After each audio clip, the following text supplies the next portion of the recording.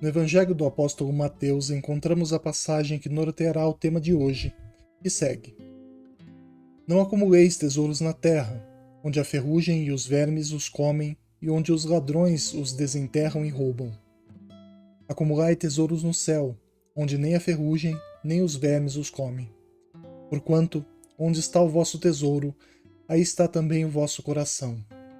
Eis porque vos digo: não vos inquieteis por saber onde achareis o que comer para sustento da vossa vida, nem de onde tirareis vestes para cobrir o vosso corpo.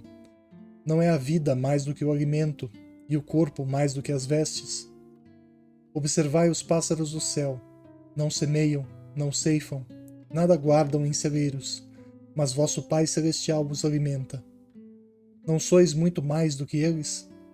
E qual dentre vós, o que pode, com todos os seus esforços, aumentar de um côvado a sua estatura?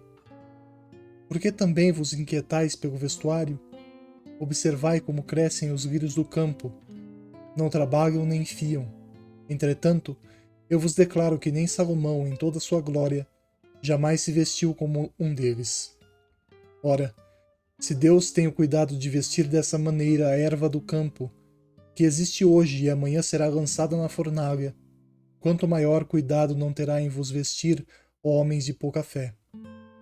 Não vos inquieteis, pois, dizendo: que comeremos, ou que beberemos, ou de que nos vestiremos, como fazem os pagãos, que andam à procura de todas essas coisas, porque vosso Pai sabe que tendes necessidade delas.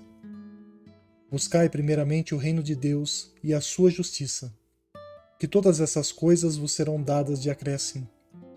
Assim, pois, não vos ponhais inquietos pelo dia de amanhã, porquanto o amanhã cuidará de si.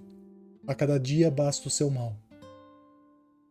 Assim como a maioria dos textos bíblicos, e como bem nos explica o Evangelho segundo o Espiritismo, fazendo um recorte do capítulo 27, item 8 desta mesma obra, não se deve, portanto, ver nessas palavras mais do que uma poética alegoria da providência, que nunca deixa ao abandono os que nela confiam, querendo, todavia, que esses, por seu lado, trabalhem. Se ela nem sempre acode com um auxílio material, inspira as ideias com que se encontram os meios de sair da dificuldade.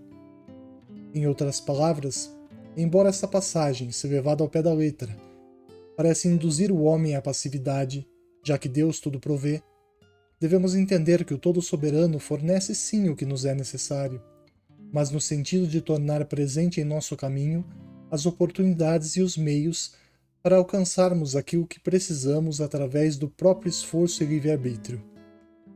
Levemos em conta, porém, ressaltando algo que sempre se destaca pelos evangelhos, o quanto é evidente a importância de colocar as necessidades espirituais acima das materiais.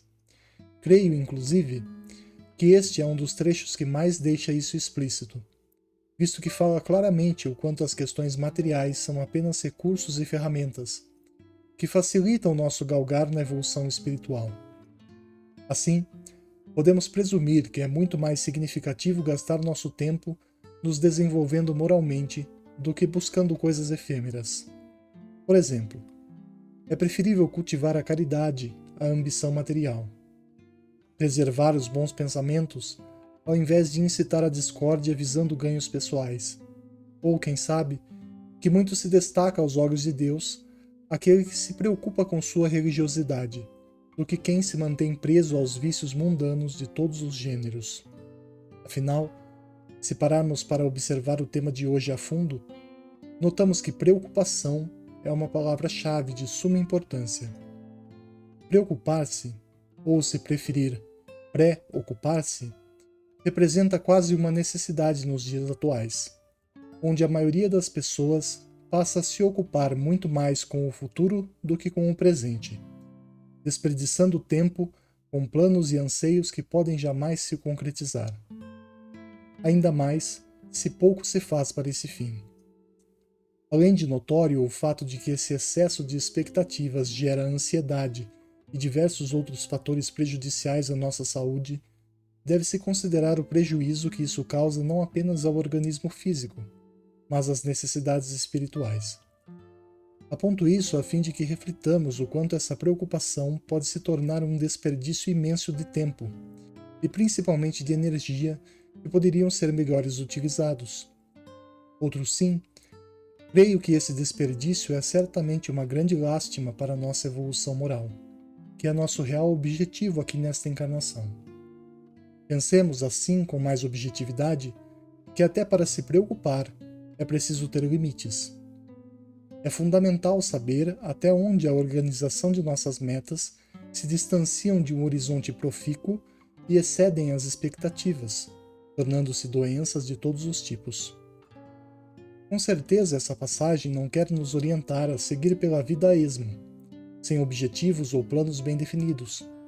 No entanto, conselha que a melhor direção e sem dúvida o mais magnífico projeto dessa passagem pela Terra é sempre aquele que confia nos desígnios de Deus e sabe o quanto ele interfere e guia qualquer escolha. A providência divina é sempre aquela que nos ensina que acima de nossa vontade existe a vontade do Criador, e sabe exatamente daquilo que precisamos. Voltamos assim ao tema anterior, lembrando-nos que a maior certeza é aquela que afirma: ajuda-te, que o céu te ajudará.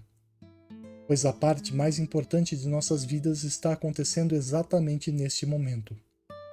É o agora, nos chamando a escolher onde se amparam nossos próximos passos, e, desde que nosso chão seja demarcado pelos ensinamentos de Jesus, através de sua doutrina de amor e caridade, reconhecemos que é a nossa fé que nos dá a oportunidade de seguirmos confiantes, independente do que o futuro nos reserva.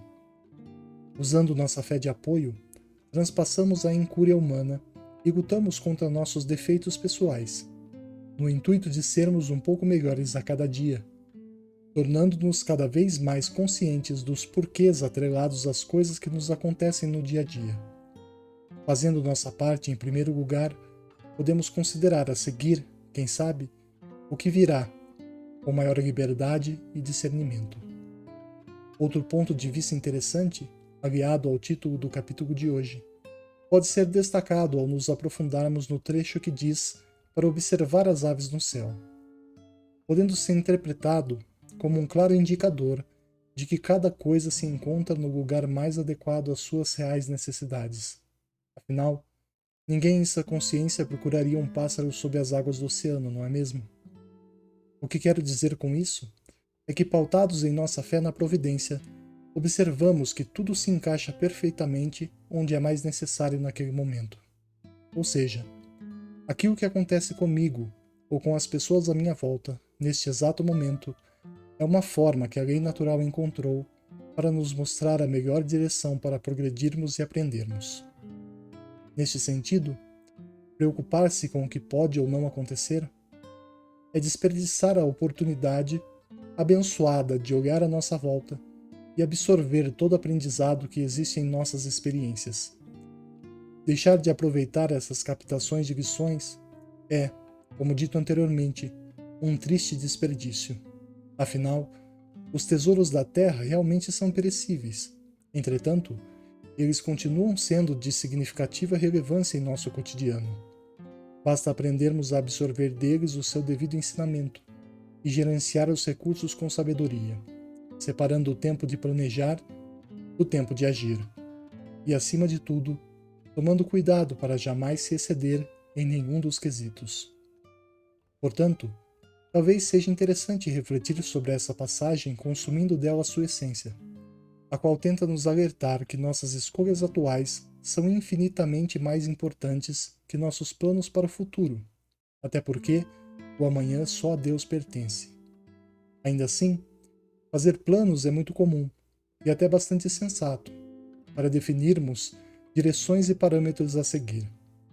Mas é ainda mais interessante reconhecer que, de tudo que possa resultar advindo dos meios materiais, a recompensa mais satisfatória é sempre aquela que nos traz tesouros morais, de evolução espiritual. O presente, em meio a tudo isso, é uma oportunidade maravilhosa que nos permite crescer, evoluir e um dia retribuir todas as bênçãos que Deus nos dá. Sim, creio eu que o melhor planejamento é ser bom, ter fé e agir com amor e caridade, pois isso sim é tudo o que há de essencial para se viver bem. Sim, tudo se encaminha como deveria, segundo a lei divina. É desta forma que a vida nos conduz, e mesmo que lutemos contra, vez ou outra, cedo ou tarde iremos compreender mais esta verdade que o Evangelho nos trouxe. Neste processo todo, observemos atentamente ao nosso redor e vejamos o quanto o Criador é bom e justo para conosco, pois, talvez, compreendamos que tudo faz parte do melhor e mais magnífico dos planos, o do Criador. Esse exercício, com certeza, nos leva a uma gratidão profunda e nos dá a certeza de que fazemos parte de uma realidade muito mais bonita do que poderíamos construir sozinhos. Nessa comunhão agraciada, pedimos, como sempre, que Deus nos abençoe.